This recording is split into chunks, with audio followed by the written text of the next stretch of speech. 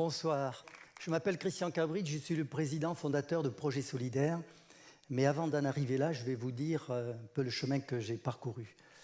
Au cours de mes nombreux voyages à travers le monde, j'ai été confronté à de nombreux défis, notamment les défis qui touchent la pauvreté et puis les problèmes de changement climatique. Et donc mon parcours personnel et puis les circonstances ont fait que je me suis particulièrement intéressé à ces enjeux-là.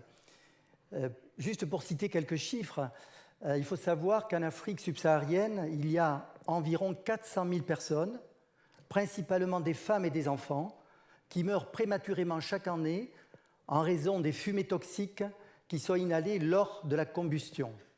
Lors de la combustion, pour faire la cuisine, parce que, comme vous le savez sans doute, en Afrique, 80% de l'énergie pour les activités culinaires est constituée de bois.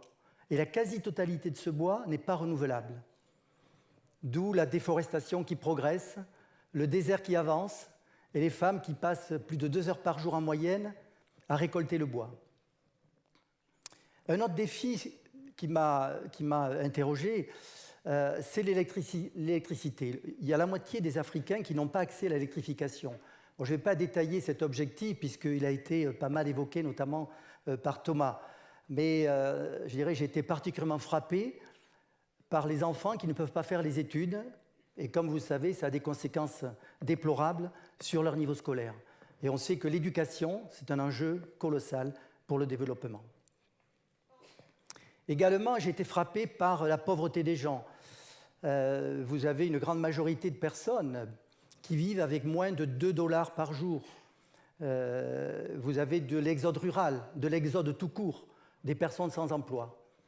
Bon, tout cela m'a beaucoup marqué. Et puis je me suis demandé que faire, quelle posture adopter. Bien sûr, j'ai refusé d'entrer de jeu la posture du déni ou la posture de la lamentation. La charité peut certes soulager un certain temps, mais je pense que ça ne répond pas aux enjeux.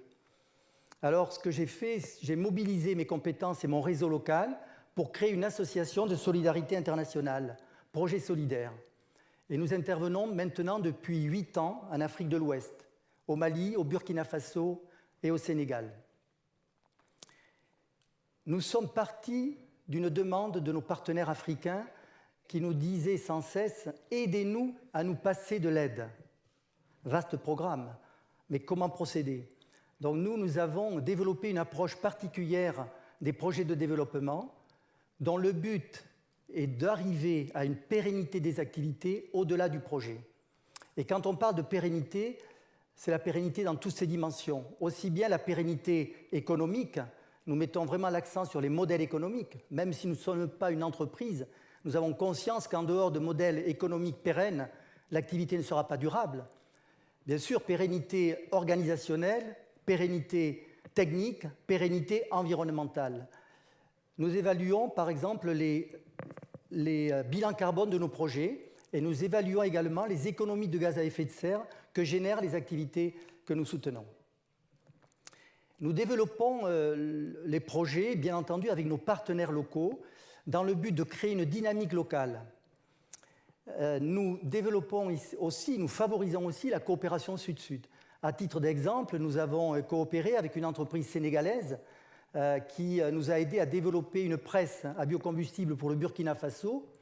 Et nous sommes actuellement en partenariat avec une entreprise gambienne pour le développement de projets de briquettes de coque d'arachide au Sénégal. Donc il est possible d'agir, il est possible d'avoir des impacts. Ce que nous observons, c'est qu'avec les foyers que nous développons, il y a moins de fumée. Le bois, il y a des économies de bois, donc la déforestation régresse et la santé des femmes s'améliore. Également, il y a des impacts en matière d'activité économique par la création d'emplois, par la fixation de main-d'œuvre locale et par le renforcement des acteurs locaux. Avant de conclure, je tiens à remercier tous les partenaires régionaux qui nous accompagnent.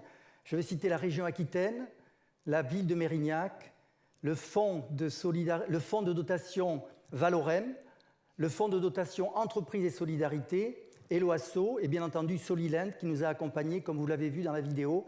Et je tiens à remercier les prêteurs, dont certains sont dans la salle, de nous avoir soutenus parce que ça nous a permis vraiment de sécuriser le financement du projet. Pour conclure, je vais citer un proverbe africain.